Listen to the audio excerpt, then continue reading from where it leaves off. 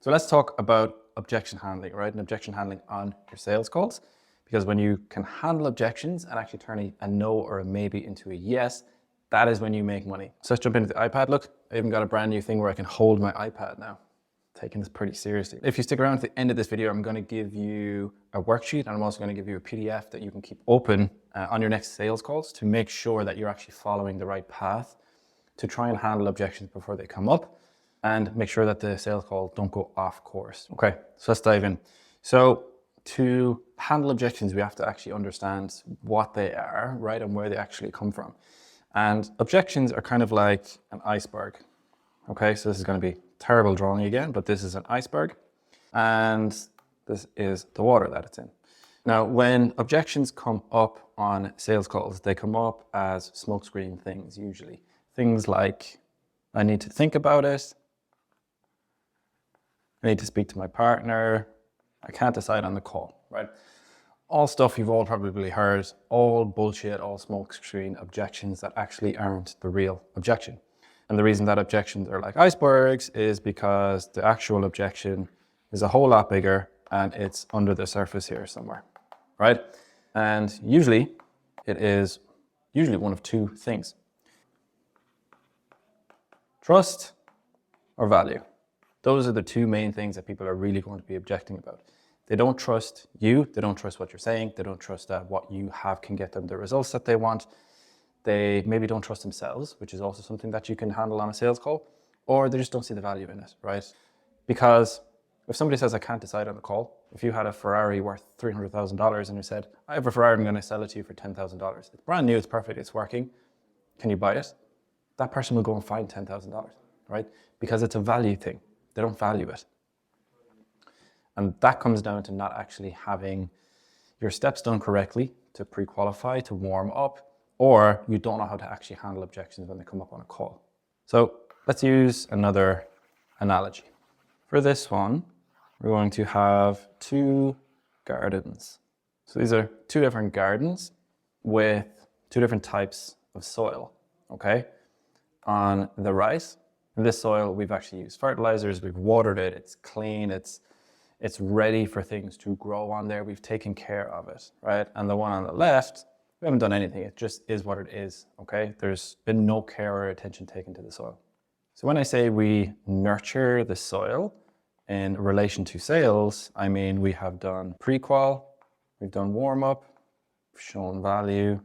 In the sales calls, we go into deep topics. We don't just ask surface level questions, so we go into emotions.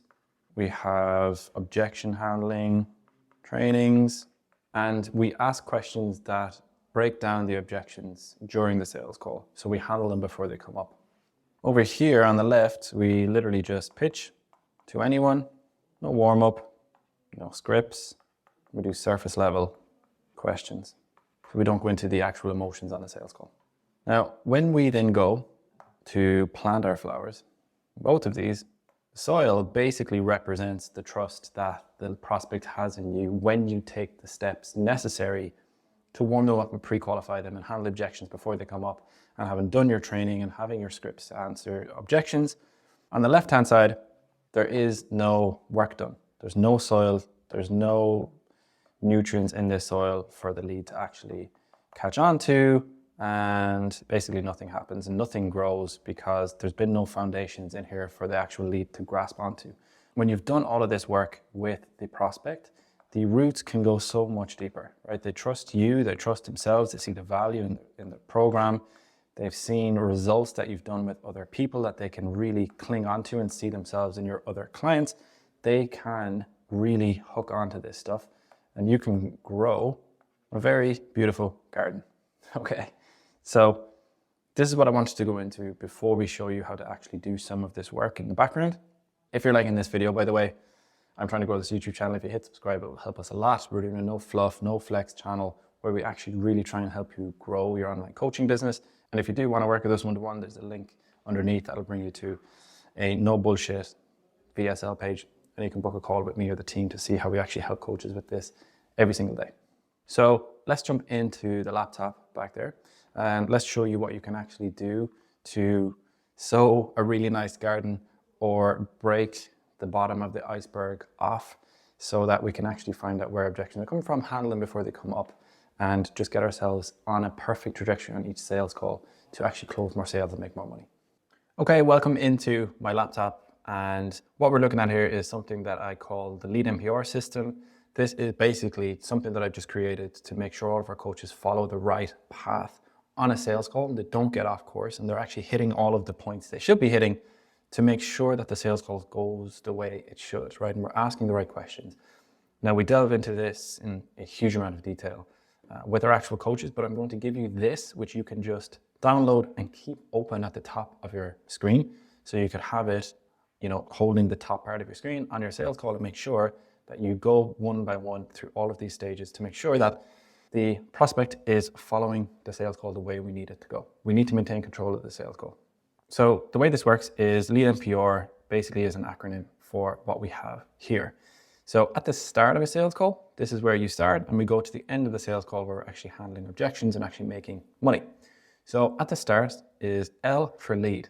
When we're at the start of a sales call, we need to focus on the actual lead, right? It needs to be about them and not us. So why are they here? What are they here for? What made them book? Any other reasons that they decided to jump on this call? What we're trying to do here is find out the actual motivations for somebody. Why are they on this call, right? And not just like because I saw an ad and I clicked it. Not good enough. Why are you actually on the call? What are you looking to get? What's your current situation? Which basically then goes into environment. So the E is for environment. We want 3 or 4 questions here about what are you doing now about insert why they said they're here. Okay, so this is where we start to get into a little bit more detail as to, again, what they're actually looking for.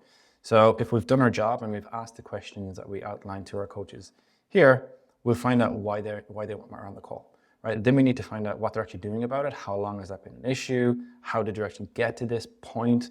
What kind of stuff are you doing to handle this? What kind of stuff, led you to this situation? What do you do for XYZ? We're finding out about their environment, right? And their surroundings and what has led them here and what they're currently dealing with and their emotions around all of their current environment, their current situation. Then we go into the A for awareness, which is where we really have to make them aware of this environment, because a lot of people might be able to tell you about it, but when you really dive into it, they might not be fully aware of the consequences of the situation they're currently in could have for them in a couple of years' time. Because when they're really aware of the situation that they are in, they will become really aware that they actually want to get out of that situation, which is where you come in with your solution. So how long have you, XYZ, again, insert what they said they're dealing with or what they're not happy about. How did you get to this point?